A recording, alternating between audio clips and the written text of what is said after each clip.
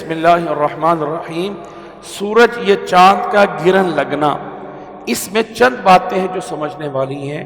Number ایک یہ بات ہے کہ سورج یا چاند کا گرہن لگنا زمین کے اوپر کسی واقعے یا کسی آفت یا کسی مصیبت یا کسی برے چیز کے لیے نہیں ہوتے، بلکہ سورج اور چاند کا گرہن لگنا یہ اللہ تعالیٰ کی نشانیوں میں سے ایک نشانی ہے۔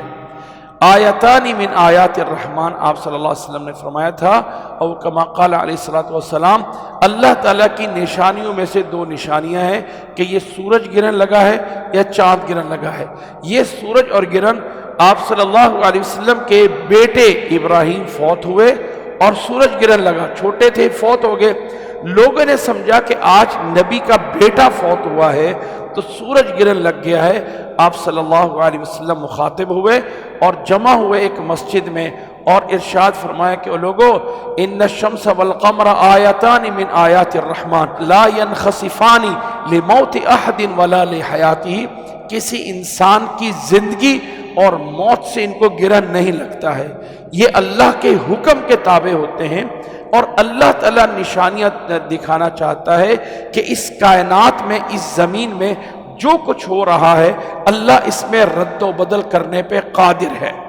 اللہ تعالیٰ جو تمہیں سورج دے رہا ہے یہ واپس لے سکتا ہے، اور اللہ تعالیٰ جو ہے وہ تمہیں جو یعنی چاند دے رہا ہے یہ بھی واپس لے سکتا ہے۔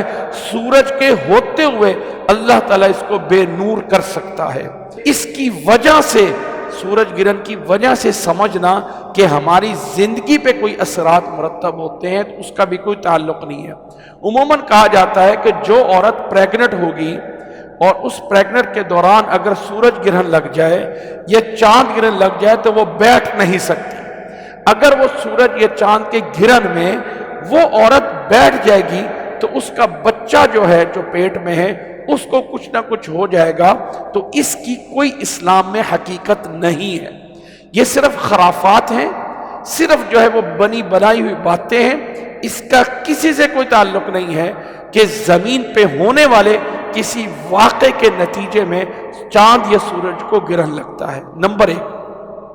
نمبر دو، اللہ کے نبی صلی اللہ علیہ وسلم کے دور میں چاند یا سورج کو گرہن لگتا تھا تو ایک نماز پڑھی جاتی تھی جس کو نماز کسوف یا نماز خسوف، سورج اور چاند کی الگ الگ نام دیے گئے، لیکن یہ نام کبھی اس پہ اور کبھی اس پہ ہو جاتا ہے کیونکہ یہ طریقہ ایک ہے، اور وہ اللہ کے نبی صلی اللہ علیہ وسلم کے جو دور میں اس کا جو ہے طریقہ جو ہے وہ بیان کیا جاتا تھا کہ جب بھی سورج یا چاند لگ جاتا تو اللہ کے نبی صلی اللہ علیہ وسلم 2 رکعت نماز پڑھتے۔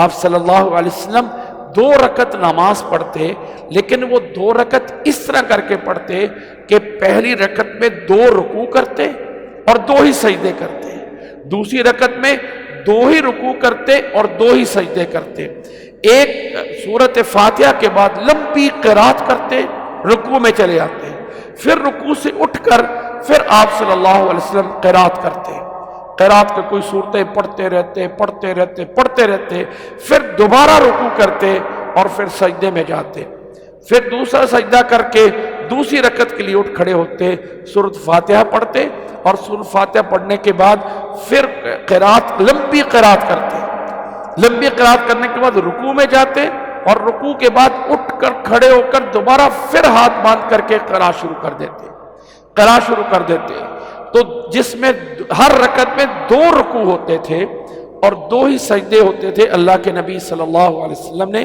اس طرح کر کے آپ صلی اللہ علیہ وسلم قرات جہری کرتے تھے، چاہے دن کو نماز کیوں نہ ہو، لیکن آپ صلی اللہ علیہ وسلم اونچی آواز میں پڑھتے، سورۃ فاتحہ بھی اور آگے والے قرات بھی، تو ایک رکعت میں 2 رکوع ہوتے تھے۔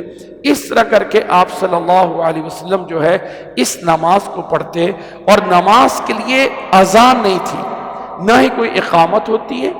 جب اس نماز کے لیے لوگوں کو بلایا جاتا تھا تو عربی میں الفاظ بولے جاتے تھے، الصلاۃ جامعہ، الصلاۃ جامعہ، وہ لوگوں نماز جو ہے وہ جمع کرنے والی ہے، یعنی نماز کے لیے جمع ہو جاؤ، نماز کے لیے جمع ہو جاؤ، بس اتنی سی آواز لگتی، لوگ جمع ہوتے، सूरज या चांद के गिरन में इससे जो है दुआ की जाती, अल्लाह ताला से माफ़ी मांगी जाती।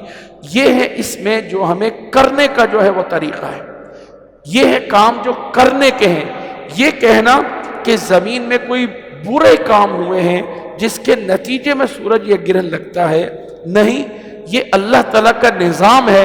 इस निज़ाम में अल्लाह ताला इसको कभी रद्दो बदल करके ये दिखाता है कि सब कुछ उसके कब्ज़े में है, सब कुछ उसके हाथ में, जो चाहे कर सकता है।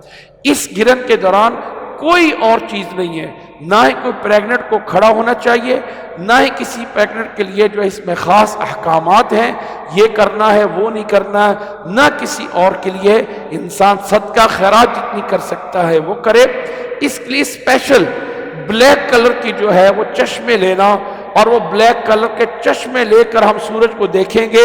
अगर उन चश्मों के बगैर सूरज को देख लिया तो हमारी आंखों को नुकसान हो सकता है। शरई एतबार से इसका भी कोई तसव्वुर नहीं है, इसका भी कोई तसव्वुर नहीं है। हाँ, एक इंसान, वैसे तो इंसान कहता है कि भाई मैं बाहर जाने के लिए अपने लिए जो है वो सन ब्लॉक भी लगाता हूँ, कि कोई ना कोई क्रीम लगा देता हूँ कि धूप मुझे असर ना हो, तो वो असर होना एक अलग बात है। लेकिन अलग सूरज गिरन का कोई स्पेशल इफेक्ट होता है इंसान पे, तो ऐसा कुछ नहीं है। वैसे देखने के लिए इंसान ब्लैक चश्मे लगाए या ना लगाए, लेकिन इसका कोई ऐसा हम तक कोई वेव्स आती हैं, कोई लहरें आती हैं जो हम पे असरअंदाज होती हैं, तो ऐसा जो है वो कुछ नहीं है।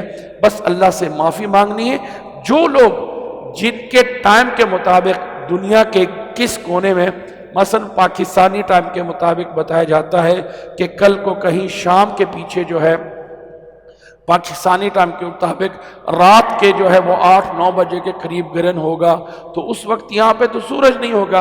लेकिन अगर आप अमेरिका में हैं, किसी ऐसी कंट्री में है कि जिस वक्त वहाँ पे सूरज मौजूद है, तो वहाँ पे ये सूरज गिरन हो सकता है। तो वहाँ पे सबसे बड़ा काम है नमाज पढ़ना। लेकिन ये नमाज ऐसे नफल है, कोई फ़र्ज़ या वाजिब नहीं है। अगर कुछ लोग होके पढ़ें तो ये जो है वो नफल नमाज है, नमाज कुसूफ या खुसूफ, इसको पढ़ भी सकते हैं और नहीं भी पढ़ सकते हैं। और इसको जमात के साथ इमाम के पीछे जो है वो सूरत फातिहा भी पढ़नी है, इमाम के पीछे सूरत फातिहा भी पढ़नी है। बाकी क़िरात जो है वो इमाम अकेले करेगा, और ये लंबी क़िरात होती है।